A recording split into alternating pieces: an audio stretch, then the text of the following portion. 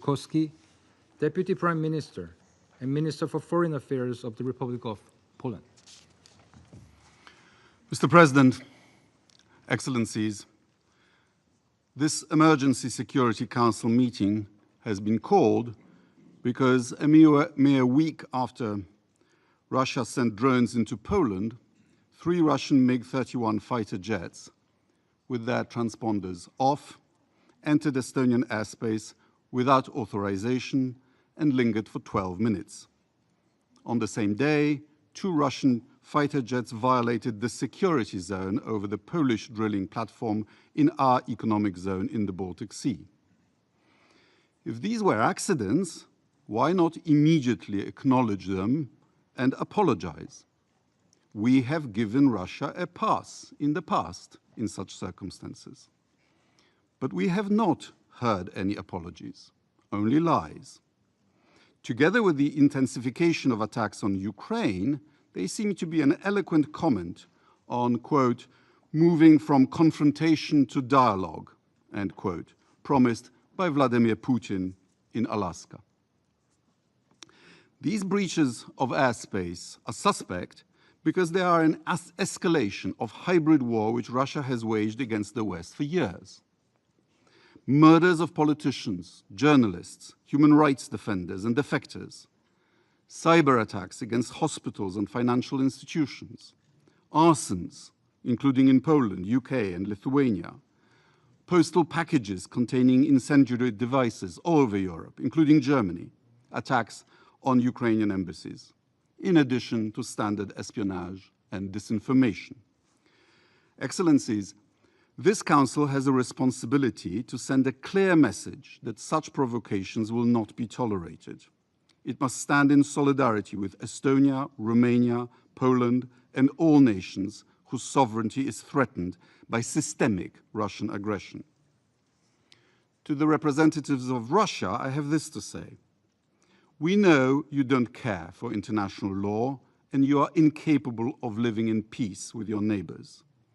Your insane nationalism contains a lust for domination that will not cease until you realize that the age of empires is over and that your empire will not be rebuilt. Every drone strike by the heroes of the armed forces of Ukraine, may God bless them, brings this day closer. Your 3-day special military operation can't even conquer Donbass for 10 years now. But the potential for criminal, catastrophic Russian mistakes is still there. By ordering mobilization in 1914, you precipitated the start of World War I, which bled Europe white and led to your Bolshevik revolution. By signing the Hitler-Stalin Pact, you helped launch World War II, the bloodiest in history. By Sovietizing Central Europe, you caused the Cold War. Don't start another one. We are peaceful democracies who have studiously avoided actively joining your attempt to reconquer Ukraine. But we will not be intimidated. I have only one request to the Russian government. If another missile or aircraft enters our space without permission, deliberately or by mistake, and gets shot down and the wreckage falls on NATO territory, please don't come here to whine about it. You have been warned. Thank you.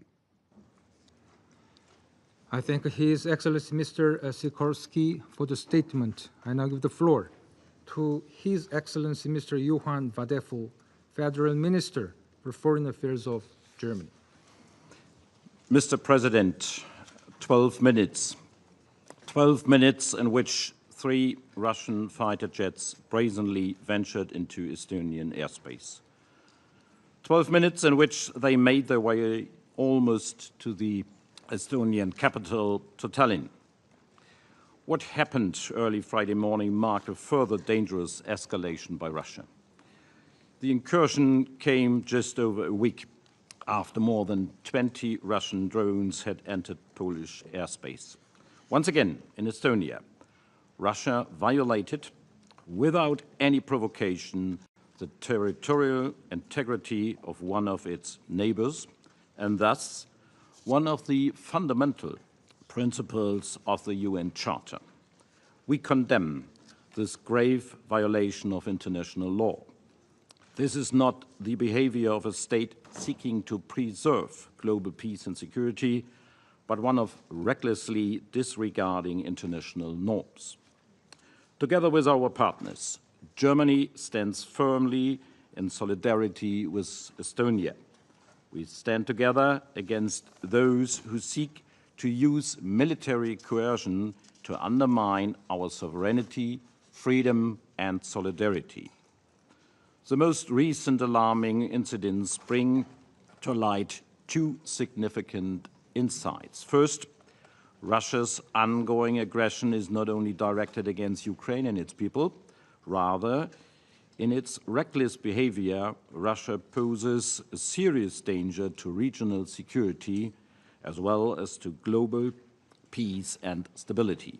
Second, there were many initiatives for negotiations, most recently under the strong leadership of the United States. Ukraine is ready to engage and has repeatedly offered an immediate and unconditional ceasefire. Nonetheless, Russia has repeatedly chosen not only to continue, but to intensify its aggression. This must end. Let there be no doubt, reckless provocations will not work. This is not just a problem for Russia's immediate neighbors. This is a problem for all of us, united here in our commitment to the UN Charter and its principles. Germany stands for these principles. Russia does not. We will not rest until a sustainable and just peace in Ukraine is achieved, a peace that is rooted in the principles of the UN Charter and negotiated with Ukraine sitting at the table. An unconditional ceasefire is urgently needed to stop the bloodshed and to lay the foundation to build trust for sincere negotiations. The people of Ukraine, as well as the people of Estonia and Poland, just as the people of every country, have the right to live in peace and security. It is our shared responsibility as UN member states to hold those accountable who endanger peace and security. I thank you. I thank His Excellency Mr. Vadeful for the statement. I now give the floor to His Excellency Mr. Andrei Sybiha, Minister for Foreign Affairs of Ukraine.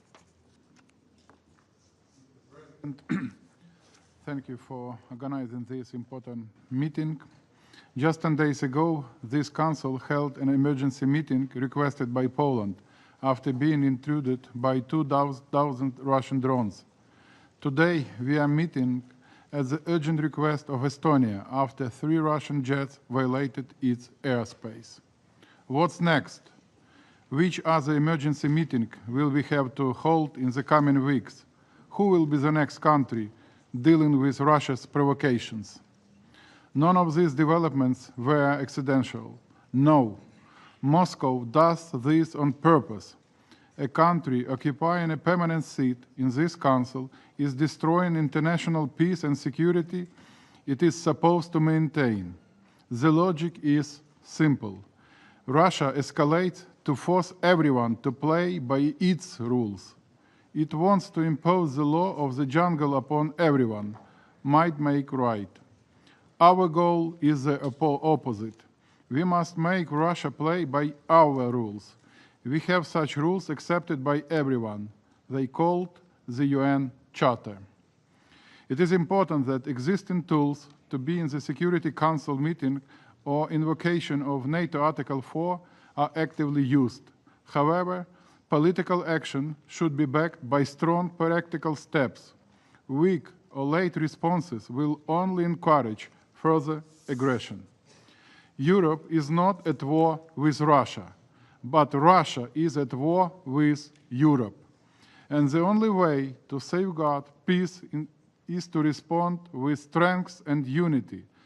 The best way to prevent a larger war in Europe is to increase support for Ukraine. If you help us end this war sooner with respect to the UN Charter, Russia will not expand it to other nations. Mr. President, a strong response means that a threat should not be escorted neither for 12 minutes nor for 1 minute. It should be neutralized. We reiterate our readiness for air defense integration. This is our European sky over Ukraine and other European nations. This is our common security space, and we must have a common sky shield to protect us all.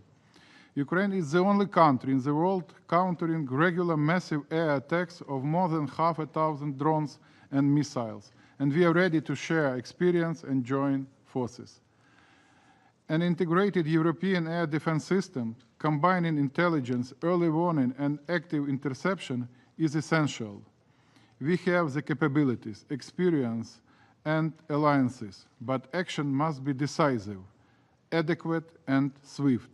Other elements of a strong response include devastating sanctions, pressure on, and strong deterrence packages for Ukraine. The Russian war machine can only be stopped through strength, not weakness. Wait and see is not a strategy. Let's abandon wishful thinking.